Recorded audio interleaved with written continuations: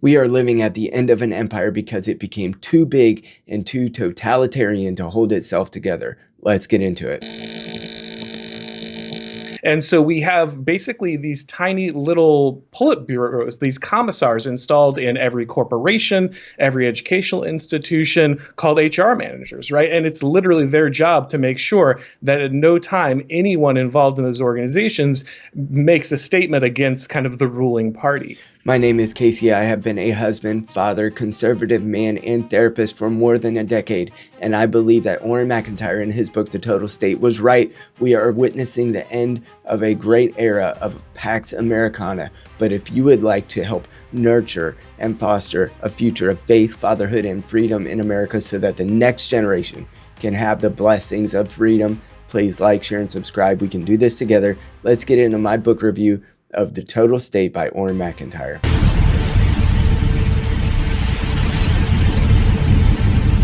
A more formally totalitarian state like Nazi Germany or Soviet Russia, we would immediately understand this idea of the total state, right? Because there's formal organs of propaganda that ensure, like a Politburo or a minister of propaganda, that make sure this stuff is everywhere in our society. But we see this in our own society in America now, and many people don't understand what's going on with it. And so I kind of always refer to that idea as the total state. In his book, The Total State, Auron MacIntyre explains that governments in the Western world didn't just grow powerful, but they grew total. They grew totalitarian, and that totality guarantees their eventual crumble. And as I finished this book in the last week, I was both disconcerted and concerned, always showing concern for everything like every other Christian, but I was also given a optimism that what might come out of the collapse of this intrusive totalitarian governmental structure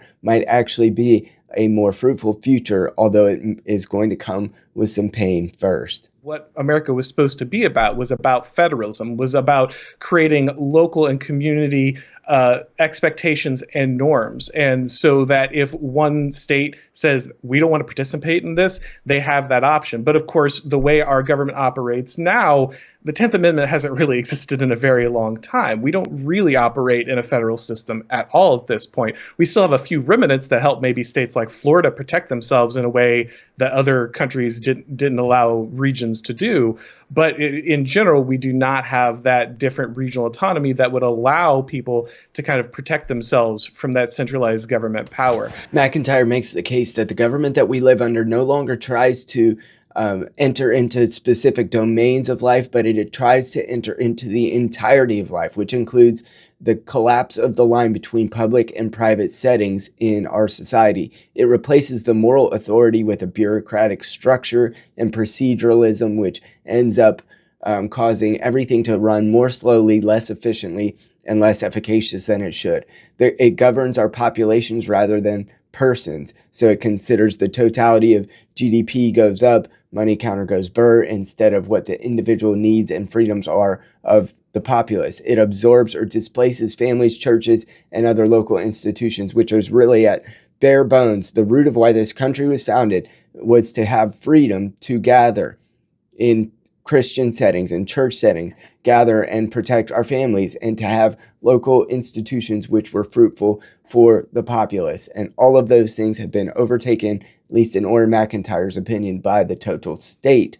Many of the same elements emerging even across kind of this public-private distinction that we like to pretend in America kind of protects us from this phenomenon. This is a subversive type of authoritarianism which relies on providing incentives by credentialing, by compliance systems, by administrative rule, and by psychological management, which is something I very specifically know about because I have been a psychologist for more than a decade as a therapist and researching psychology. And I'm in my master's degree for that right now and about to graduate, hopefully, prayerfully.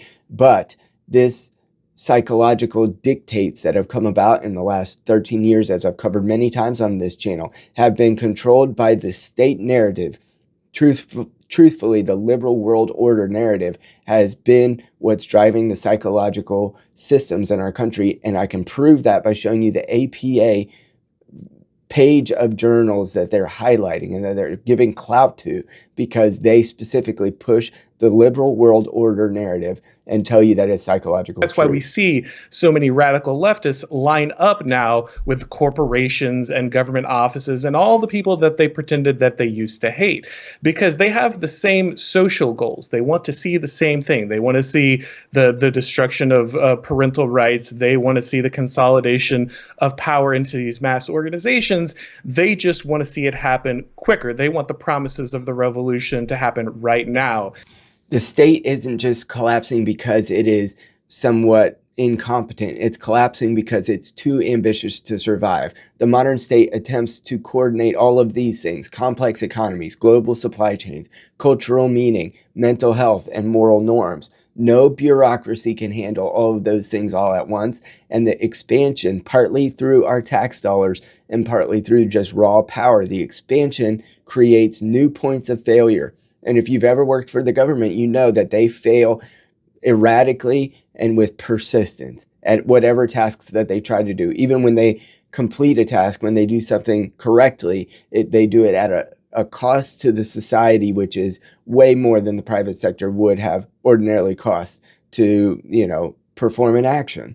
I worked for the county in the public health department, and I've worked alongside other state systems like the court system, and everything costs too much. Everything is done inefficiently. And when that state expands beyond its borders, beyond what it should and could be doing competently, that's where you get the total state, and that's where the collapse begins. In the 20th century, we had obviously three big ideologies: fascism, communism, and kind of liberal democracy arise. But all of these, including liberal democracy, were part of this managerial revolution.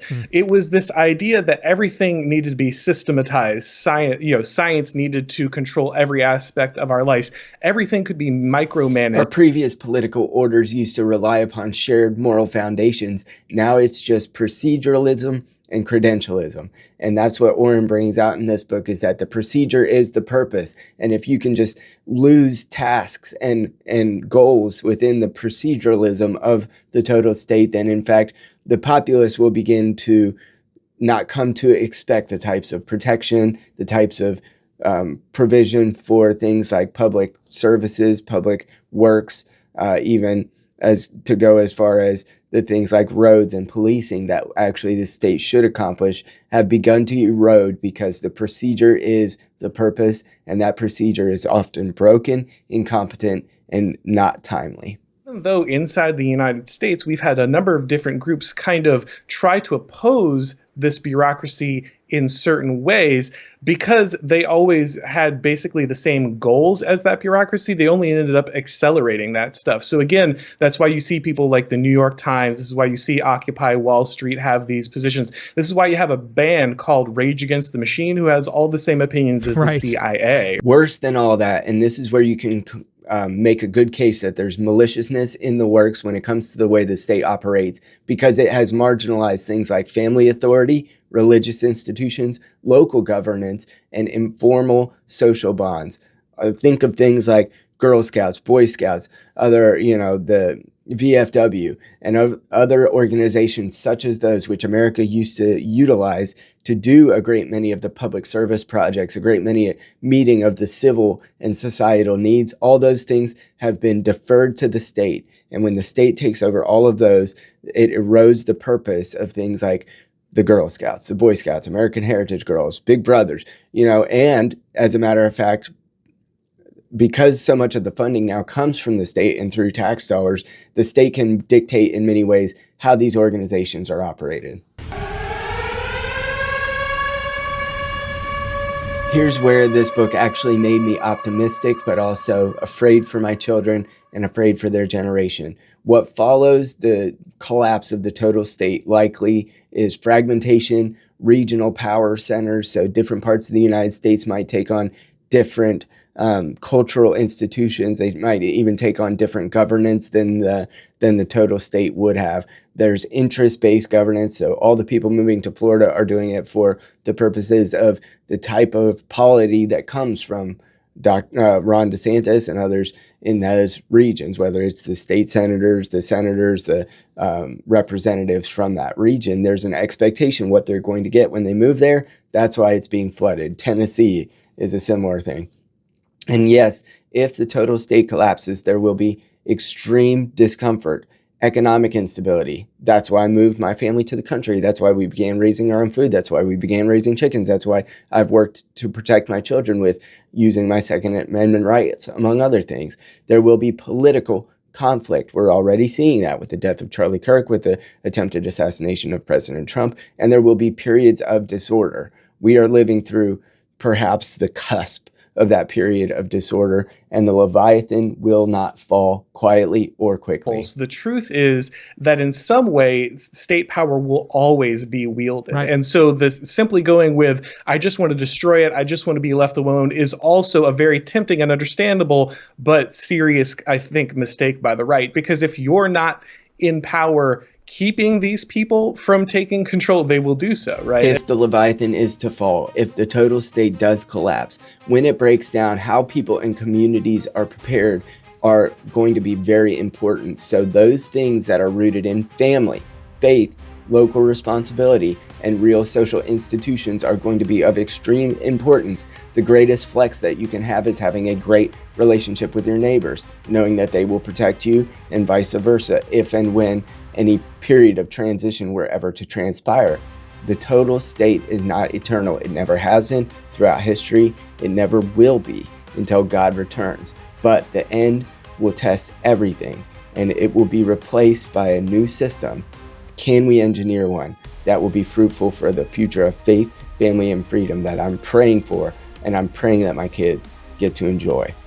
Well, no, and there's a problem that we have, and it's fundamentally both on the right and the left. It's that everyone has embraced these managerial solutions, right? This is why the GOP is also really inept at battling against this, because we're just they battling largely, who the managers need to be, right? Is that exactly what you're saying? Yeah, that's exactly right. And so what we have is a fundamental problem with the system, and that's a much harder thing to deal with, right? Instead of just trying to switch out what justification the managers use for their power, we need to understand that it is the system itself that is a problem.